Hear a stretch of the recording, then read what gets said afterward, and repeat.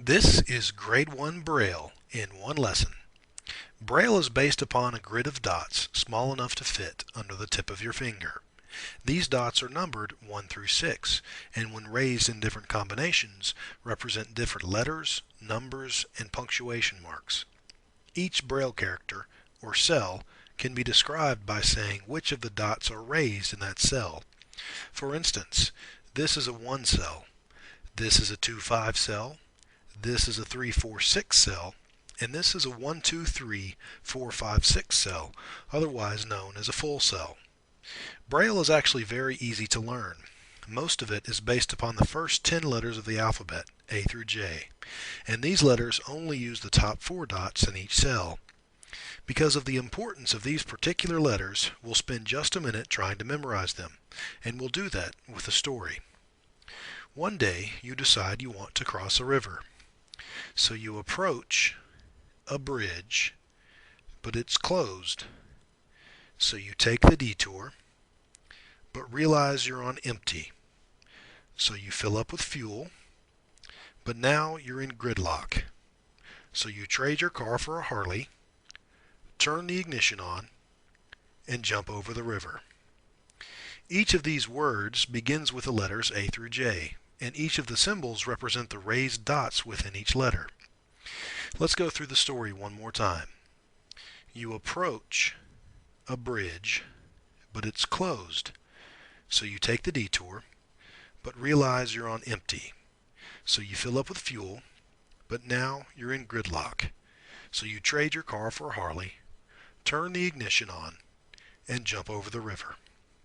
This same pattern of dots used for letters A through J is repeated over and over again in Braille with just a few small changes. If you can remember letters A through J, you've pretty much learned Braille. So let's take away the symbols and add 2 more rows of cells that have the exact same pattern of dots as letters A through J. We'll use the second row to represent letters K through T.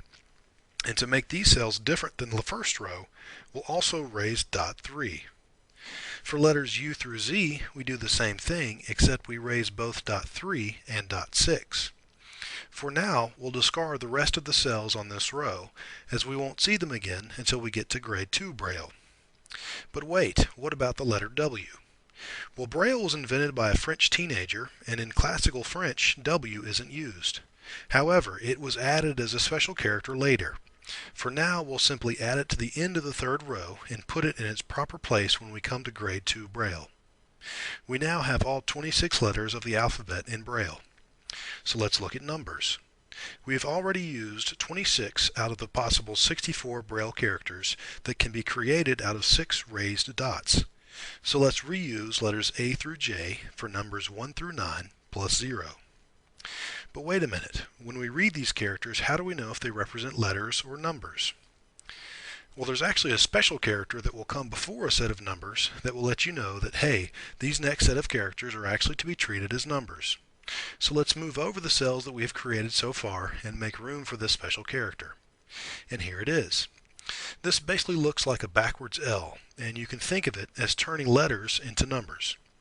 Once it's on, it stays on, and all the characters you read after this character are considered numbers. But what if we want to go back to using letters? Well, we just used another special character to turn off the numbers and go back to letters. So what about capitalizing letters? Everything we have seen so far is lowercase. If we want to capitalize something, we just use a very simple Braille character, and it's just the number 6 dot raised. The character that immediately follows this character is considered capitalized. This isn't like with the number symbol, where once it's on, it stays on. The capitalized character only works for the very next character. So now we have our letters and numbers, but no punctuation marks.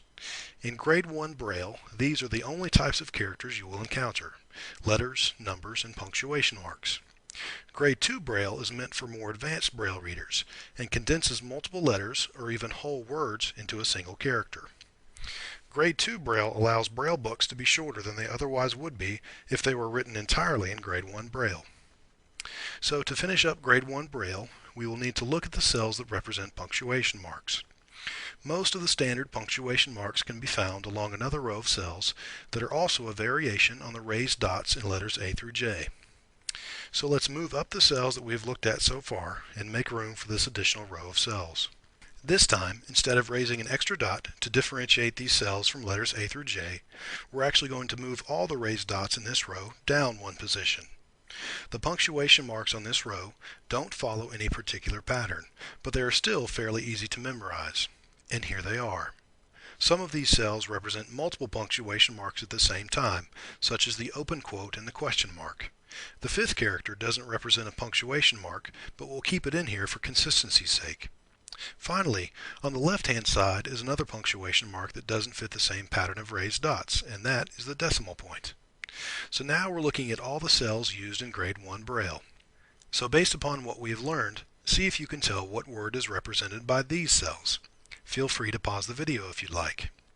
So the first two cells we know are from letters A through J, because only the top 4 dots are raised. The third cell is from the second row of letters K through T, because dot 3 is also raised. So let's take a sneak peek back to all of our cells again. And as you may have guessed, these are the cells that represent the word cat. Let's try another one. The first two cells we know are from letters A through J, because only the top 4 dots are used. The next two cells are from letters K through T, because dot 3 is also raised. And the final cell is from letters U through Z, since dot 3 and dot 6 are also raised. So let's take a sneak peek back to all of our cells again. And so if you guessed correctly, then you came up with the word jelly. Our final example is only 3 cells long. The first cell we can tell is different than the others. If you'll remember, when we encounter a cell with a pattern of raised dots that is shaped like a backwards L, it means we are turning letters into numbers. So the next two cells are from letters A through J, except we are going to read them as numbers. So let's take a sneak peek back to all of our cells again. And then we'll see that this is actually the series of cells that represent the number 64, which also happens to be the total number of cells used in Braille. And we'll look at the rest of these cells in the video for Grade 2 Braille. But for now you've learned Grade 1 Braille in one lesson.